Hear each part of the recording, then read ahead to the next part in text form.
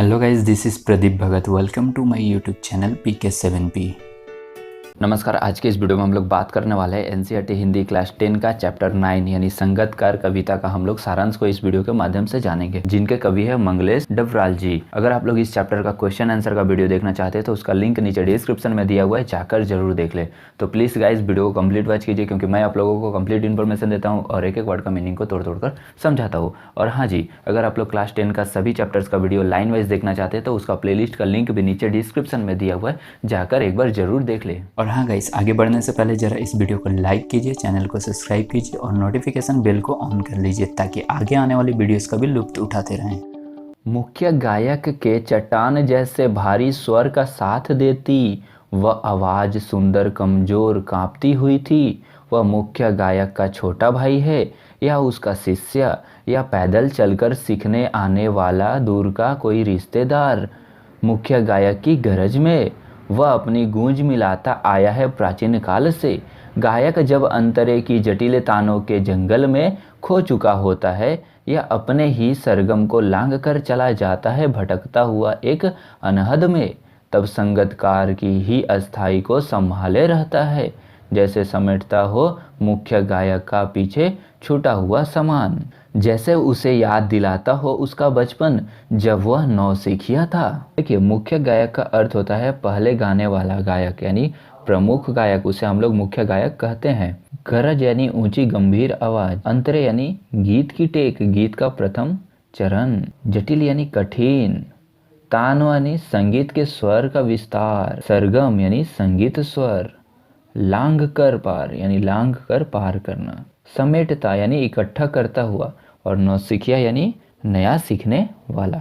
देखिए, प्रस्तुत पंक्तियों के माध्यम से कवि ने मुख्य गायक के स्वर में स्वर मिलाने वाले उस संगीतकार के महत्व दर्शाते हुए कहते हैं कि जब मुख्य गायक अपने चट्टान जैसे भारी स्वर में गीत गाता है, तब संगीतकार उसको सहारा देकर संभाले रखता है। संगतकार की आवाज़ मुख्य गायक की अपेक्षा सुंदर, कमजोर, कांपती हुई होती है। यह संगतकार गायक का छोटा भाई, शिष्य या उसका कोई दूसरा दूर का रिश्तेदार भी हो सकता है। यह रिश्तेदार संगीत सीखने का इच्छुक कहीं दूर से पैदल चलकर आया हुआ है, हो सकता है। यह संगतकार पुराने समय से ही मुख्य गायक की ऊंची और गंभीर आवाज़ में अपनी आवाज़ मिलाता चला आ रहा है। मुख्य गायक संगीत की कठिन तानों में भटक जाता है, अर्थात स्वर के साथ कहीं नहीं गा पाता है, तब संगतकार ही अपनी स्वर से उसे संभालता है।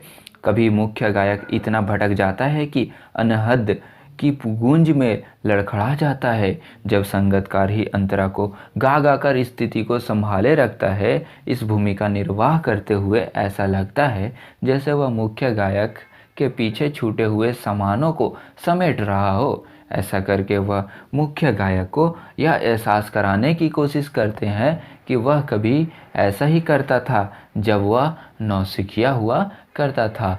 नौसिखिया का अर्थ होता है नया सीखने वाला, यानी जब वह नया सीखने वाला था, यानी जब वह नौसिखिया था यानी नया सीखने आया था, तब वह भी ऐसा ही किया करता था।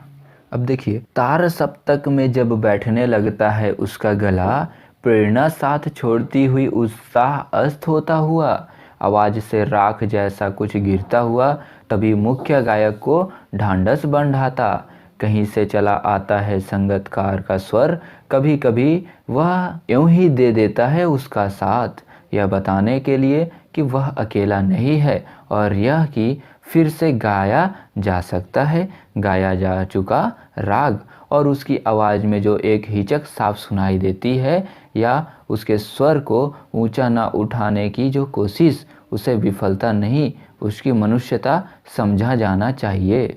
अब देखिए, यहाँ पर तार सप्तक का अर्थ होता है संगीत के 7 स्वर, यानी मध्य अस्तक से ऊपर की ध्वनि, अस्त होता हुआ यानी कम हो जाना, राख जैसा यानी गिरता हुआ, राख जैसा गिरता हुआ यानी बूझता हुआ स्वर, ढांढस बंधना यानी सांत्वना देना, हिचक यानी संकोच, झिझक, विफलता यानी असफलता, मनुष्यता यानी मानवता, मानवीय गुणों से युक्त। प्रस्तुत पंक्तियों के माध्यम से कवि मंगलेश डबराल जी के अनुसार संगतकार का महत्व केवल मुख्य गायक की सहायता करने के कारण ही नहीं अपितु मानवीय गुणों के कारण भी उसका महत्व होता है।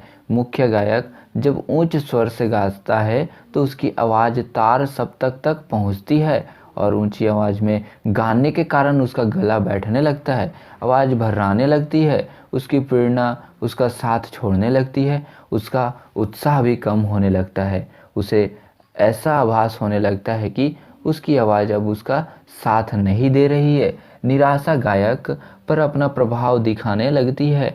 तब संगीतकार उसे सांत्वना देकर प्रोत्साहित करता है। कभी कभी संगीतकार स्वयं मुख्य गायक का साथ देकर यह एहसास कराने में समर्थ होता है कि वह अकेला नहीं है। वह बता देता है कि जो राग बिगड़ चुका था तुम उसे फिर से गा सकते हो। संगीतकार में इतना संकोच अवश्य दिखाई देता है कि वह मुख्य गायक की आवाज़ से अपनी आवाज़ को ऊंची नहीं करता। संगीतकार के द्वारा अपनी आवाज़ को ऊंचा न उठाने की कोशिश उसकी असफलता नहीं होती अपितु मानवता होती है। वह मुख्य गायक को अपना श्रद्धेय समझता है। संगीतकार का यह भाव निश्चित ही प्रशंसनीय है। अगर आप लोग संगीतकार कविता का क्वेश्चन आंसर का वीडियो देखना चाहते हैं तो उसका लिंक नीचे डिस्क्रिप्शन में दिया हुआ है। यदि आप लोग क्लास 10 का हिंदी का सभी चैप्टर्स का वीडियो लाइन वाइज देखना चाहते हैं तो उसका प्लेलिस्ट का लिंक भी नीचे डिस्क्रिप्शन में जाकर ज़रूर देख लें। आई होप गाइस आप लोगों को यह वीडियो हेल्पफुल लगी। फिर भी आपको कोई डाउट्स है तो आप हमें फेसबुक, इंस्टाग्राम या ट्विटर पे फॉलो करके आप हमारे साथ जुड़ सकते हैं। मैं प्रदीप भगत मिलता हूँ आपसे एक नई वीडियो में एक नए टॉपिक के साथ। तब तक के लिए बाय बाय, टेक केयर, जय हिंद, वंदे मातरम।